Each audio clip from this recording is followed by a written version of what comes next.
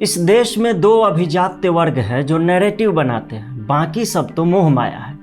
पहला वर्ग वो है जो अंग्रेजी में शब्दों को चबा चबा कर ऐसे प्रवाहित करता है जैसे चाशनी की नदी बह रही। वहीं दूसरा वर्ग वो है जो देहाती रंग में रंगकर अपने शब्दों के बाण छोड़ता रहता है। पहले वाले समूह को अखबारों के एडिटोरियल में जगह मिलती है, दूसरे वाले समूह को आम लोगों से वाह वाह क्या बात कह दी वाली प्रतिक्रिया मिलती है। लेकिन हाँ, दोनों का अंतिम लक्ष्य एक होता है, राजनीति। यही कारण है कि आपको पहले वाले समूह के योगेंद्र यादव भी पार्टी बनाकर बुरी तरह चुनाव हारते हुए दिखेंगे, वहीं दूसरे वाले समूह के अवध ओझा भी बुरी तरह चुनाव हारते हुए दिखेंगे। कोविड के समय इस दूसरे वाले समूह को एक नया खिलाड़ी मिल गया है। वो चंद्रयान से लेकर मसूद अजहर तक पर ज्ञान देता है। उसके पास छात्रों का एक ऐसा बैंक तैयार हो चुका है जिसे वो अपनी चिकनी चुपड़ी बातों के जरिए एक ऐसे माया जाल में फंसा कर रखता है कि जब चाहे उसका इस्तेमाल अपना उल्लू सीधा करने के लिए कर सके। उसने अपने नाम के भी उस हिस्से को अपनी पहचान बनाई है जिसे बड़े ही व्यवस्थित ढंग से बॉलीवुड में सुपरस्टारडम का पर्यायवाची बनाकर स्थापित किया जा चुका है। हम बात कर रहे हैं खान ग्लोबल स्टडीज़ के संस्थापक खान सर की, जिनका असली नाम फैजल खान है। कभी पटना में दर्जन भर छात्रों को पढ़ाने वाले खान सर की किस्मत ने कोविड काल में कुछ ऐसी पलटी मारी कि ऑनलाइन एजुकेशन की दुनिया में उनका नाम दोनों कान छू कर लिया जाने लगा। मात्र 200-300 रुपयों में कोर्सेज देने वाले खान सर गरीब छात्रों के मसीहा के रूप में चित्रित किए जाने लगे। मुख्यमंत्री से लेकर मंत्रियों तक के साथ उनकी तस्वीरें आने लगी। नेता लोग उनके कोचिंग के दरबार में हाजिरी लगाने लगे। आखिर ऐसा हो भी क्यों ना, चाहे एनटीपीसी की परीक्षाओं के विरोध में हिंसा हो या फिर बीपीएससी के विरोध में उपद्रव, खान सर का प्रभाव हर जगह दिखने लगा। जनवरी 2022 में आरआरबी एनटीपीसी प्रोटेस्ट में हिंसा कर रहे छात्रों ने अपने मार्गदर्शकों में खान सर का नाम लिया था। उन्होंने बताया था कि पुलिस अगर नहीं पहुंचती तो राजेंद्र नगर टर्मिनल पर तोड़फोड़ और दंगे की साजिश थी। इसी तरह जब दिसंबर 2024 में पटना में बीपीएससी प्रोटेस्ट भड़का तो हमने प्रशांत किशोर जैसे नए राजनीतिक खिलाड़ियों को पुलिस से झड़प कर संघर्ष का प्रतीक बनने का संघर्ष करते हुए देखा। उस उपद्रव में खान सर भी हिरासत में लिए गए थे। खान सर धरने पर बैठे, अचानक से उनकी तबीयत खराब हो जाती है। फिर अस्पताल से बेड पर ऑक्सीजन मास्क पहनकर लेटे हुए खान सर की तस्वीर आती है। ये धरना भी आखिर किस लिए? पहले उन्होंने तो खुद ही बीपीएससी में नॉर्मलाइजेशन का समर्थन किया था, बाद में इसके विरोध में प्रदर्शन में शामिल हो गए। ये सब नया नहीं है, हमने नेताओं को ऐसा करते हुए देखा है। खान सर के कोचिंग में पढ़ने वाले छात्रों से भी मेरी बातचीत हुई है। दिल्ली से लेकर पटना तक अब उनके कोचिंग सेंटर्स हैं। छात्र कहते हैं कि पहले 4 महीने में एक ही टॉपिक को रगड़ कर इतना पढ़ाया जाता है कि पूछिए। छात्रों को भी लगता है कि अरे भाई सर क्या समझाते हैं, सर एकदम दिमाग में ठूंस देते हैं। जब तक छात्रों को समझ आता है कि तय समय तक सिलेबस तो पूरा होने ही वाला नहीं है, तब तक बहुत देर हो चुकी होती है। असल में ऐसे कोचिंग संस्थानों का एक तरीका होता है, पहले 4 महीने तक एक ही टॉपिक पढ़ाओ, उसके बाद जल्दी जल्दी रफ्तार में सब निपटा दो। वैसे भी बिहार में मैंने एक ट्रेंड देखा है। गांव घर में शहरों से आए छात्र सबसे पहले ये देखते हैं कि किस कोचिंग संस्थान के बाहर कितनी साइकिलें पार्क की हुई हैं। जितनी अधिक साइकिलें उतना सफल शिक्षक। इस चक्कर में कई शिक्षकों ने तो अपने कोचिंग परिसर में एक्स्ट्रा साइकिल खुद ही रखवाने शुरू कर दिए थे। आजकल स्थिति थोड़ी सी बदल गई है, जितने अधिक सब्सक्राइबर्स उतने अधिक सफल शिक्षक। खान सर का ये फॉर्मूला हिट है। खान सर दूरदर्शिता के भी विरोधी हैं। प्रधानमंत्री नरेंद्र मोदी ने 2047 तक भारत को विकसित राष्ट्रों की श्रेणी में खड़ा करने का संकल्प लिया। खान सर को ये पसंद नहीं आया।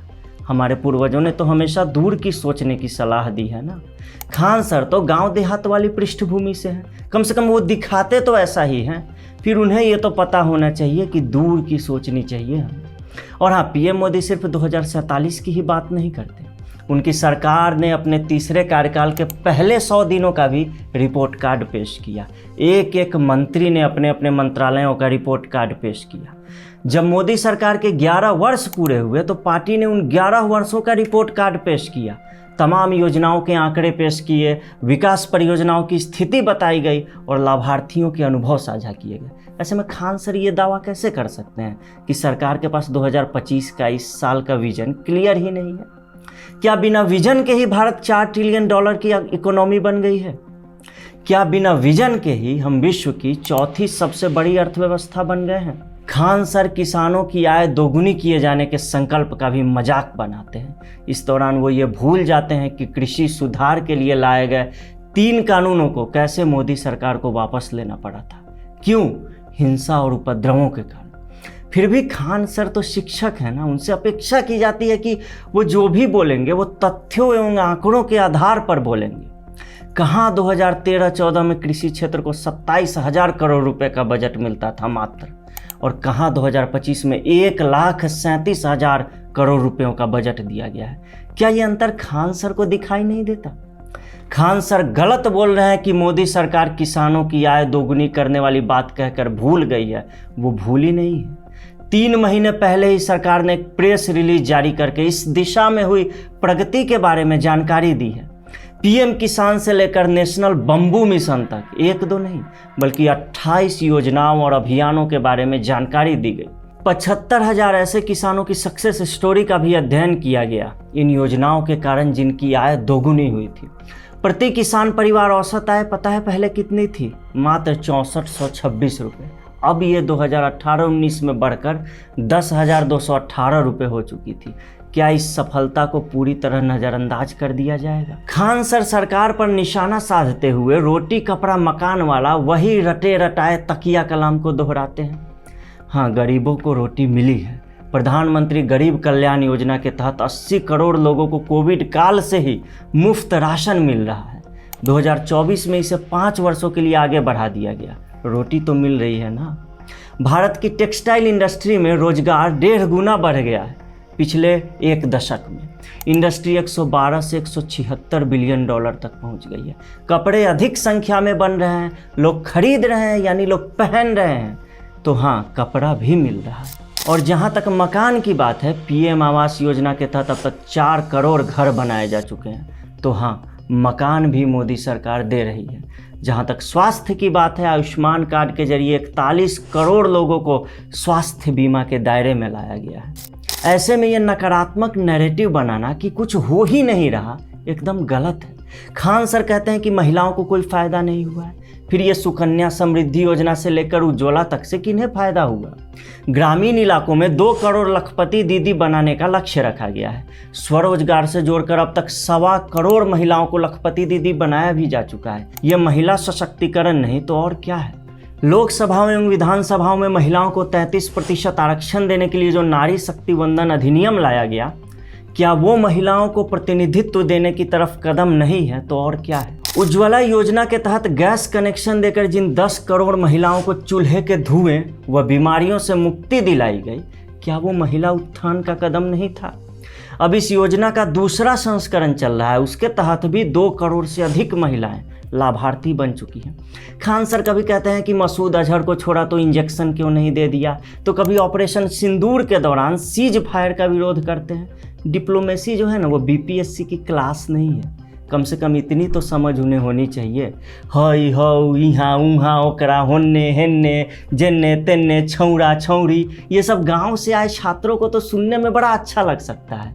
बाजार में पैठ बनाकर पैसे कमाने के लिए बहुत बढ़िया है, लेकिन जब बात देश की नीतियों की और करोड़ों लोगों से जुड़ी होती है ना, तब ये चिकनी चुपड़ी बातें काम नहीं आती। 3-3 बार रिसेप्शन पार्टी देकर और 150 पकवान और मछली का मूड़ा खिलाकर डिप्लोमेसी नहीं होती। कभी यूसीसी का समर्थन करने वाले खान सर के अचानक से इतने बदले मिजाज क्यों? क्या आम आदमी पार्टी के संजय सिंह से मुलाकात का असर है, या फिर शादी की पार्टी में तेजस्वी यादव के पहुंचने का? बिहार में चुनाव भी आने वाले हैं। गरीब छात्रों को सस्ती शिक्षा देने से दिक्कत नहीं है, दिक्कत तो इससे है कि छात्रों के मन में नकारात्मक भाव न भरा जाए, जो अराजकता को जन्म देती है। ओझा सर फिजिक्स पढ़ाते पढ़ाते पहले मोटिवेशनल स्पीकर बन गए, फिर कट्टा बंदूक की बातें करने लगे, उसके बाद नेतागिरी में आके भद पिटवा ली। मैंने पहले वाले जिस अभिजात्य समूह की बात की थी ना, जो अंग्रेजी में एडिटोरियल लिखता है, 0 मास बेस के बावजूद नैरेटिव की दुनिया का पावर सेंटर वही है। जो भाषाओं में अंग्रेजी है वो यूनिवर्सिटीज़ में अशोका है, वो अखबारों में द हिंदू है, वो बाज़ारों में खान मार्केट है। वो राजनीतिक दलों में सीपीएम है, वो आतंकियों में अर्बन नक्सल है, और वो पार्टियों में 5 स्टार की दारू पार्टी है। किसको ऑथेंटिसिटी देनी है और किसको नहीं, 5 स्टार होटलों में बैठकर शीशे के जाम टकराने वाला यही गिरोह तय करता है। इस गिरोह की डिक्शनरी में ना ग्रामीण भारत नाम की कोई चीज़ नहीं है। ये देहात को खारिज करता है, गांव समाज को घृणा की नज़र से देखता है, और अपने मन मुताबिक चुनाव परिणाम न आने पर मतदाताओं की बुद्धिमत्ता पर ही प्रश्न चिन्ह लगा देता है। आप समझ रहे हैं मैं क्या कह रहा हूँ? आइए थोड़ा और अच्छे से समझते हैं। खान सर एक वीडियो क्लिप के जरिए सोशल मीडिया पर वायरल हुए थे। इसमें उन्होंने सुरेश ने प्लेन उड़ाया और अब्दुल ने प्लेन उड़ाया का अंतर समझाया था। कहने का अर्थ ये था कि सुरेश अगर प्लेन उड़ाएगा तो वो पायलट होगा, और अब्दुल प्लेन उड़ाएगा तो उड़ा ही देगा। न्यूज लॉन्ड्री जैसे संस्थानों ने खान सर को इसके बाद राइट विंग इन्फ्लुएंसर्स की कैटेगरी में डाल दिया था। उन्हें भाजपा के लिए कंटेंट बनाने वाला इस्लामोफोब करार दिया गया था। उसने तो खान सर को हिंदू तक घोषित कर दिया था, लेकिन बाद में माफ़ी मांगते हुए इसे ठीक किया गया। सोशल मीडिया पर उन्हें अमित सिंह बताया जाने लगा था। कांग्रेस पार्टी उनकी गिरफ्तारी की मांग करने लगी थी। अब देखिए एक उदाहरण देख लेते हैं, नसरुद्दीन शाह को ही ले लीजिए। सितंबर 2021 में वो बयान देते हैं कि भारतीय मुसलमानों का एक धड़ा अफगानिस्तान में तालिबान की जीत का जश्न मना रहा है। इसके बाद आम लोग, जिन्हें अभिजात बुद्धिजीवी वर्ग क्या कहता है, दक्षिणपंथी, भक्त, संघी, ये सब कहकर संबोधित करता है, वो लोग नसीरुद्दीन शाह की तारीफ करने लगे। अब बेचारे नसीरुद्दीन शाह को उस गिरोह द्वारा खारिज किए जाने की चिंता सताने लगी, उस गिरोह द्वारा जहां उन्होंने बड़ी मेहनत से जगह बनाई थी। मात्र 10 दिन बाद नसीरुद्दीन शाह को अपने बयान से पलटना पड़ा, और सफाई देते हुए उन्होंने कहा कि उनका तात्पर्य मुस्लिमों के सिर्फ एक पिछड़े वर्ग से था। वो कहने लगे कि मुस्लिमों को पहले से ही बदनाम किया जाता रहा है, उन्हें ठेस पहुंचाने का उनका कोई इरादा नहीं था। बड़ी मुश्किल से उस गिरोह की नज़र में नसरुद्दीन शाह जो है गिरते गिरते बचे, ये डैमेज कंट्रोल करके। कहीं खान सर भी उसी गिरोह द्वारा खारिज किए जाने के भय से तो नहीं ग्रस्त हो गए? खासकर उन्हें जब दक्षिणपंथी बताया जाने लगा था तब उनके दिमाग में ये चीज़ें आई होंगी। जो खान सर चिकन नेक्स्ट चौड़ा करने की बातें करते थे, पाकिस्तान के नक्शे को कुत्ता बताते थे, और सिंधु बेसिन की नदियों में जहर मिलाकर पाकिस्तानियों को मारने और मछलियों के मरने का अफसोस जैसी बातें करते थे, अचानक से कहीं उसे ऐसा तो नहीं लगने लगा कि वो उस खास अभिजात्य गिरोह द्वारा खारिज कर दिए जाएंगे?